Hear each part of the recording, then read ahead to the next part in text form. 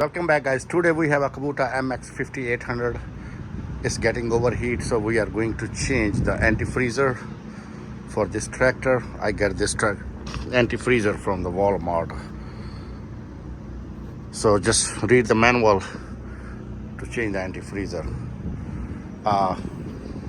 First thing, we have to replace this side, and then there you go. And then you can see here it is. The point, you need to untie it, take the cap off, let it flush.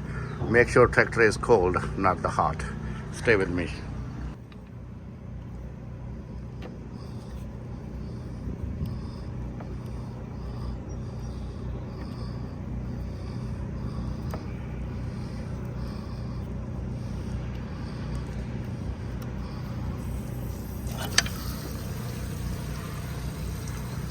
So it might take like a 3 to 4 minutes to flush the whole water. It's flushing. The cap is off. I'm going to empty this one also. So just pick up this one slowly and flush that one also. It's just a 1 minute and you can see it's almost done. I will add a little bit to flush, to make sure that old stuff will flush very good. The bottom is still open,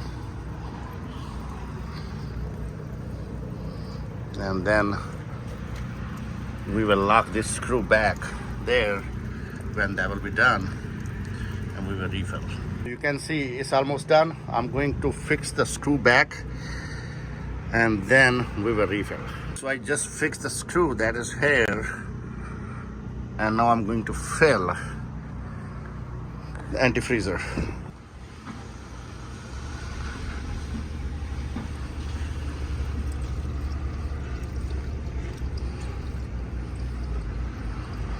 I think it will take the whole gallon of antifreezer. So I just finished the whole gallon. We still need a more antifreezer to fill the radiator and fill the backup. So might be I will get one more to complete this task.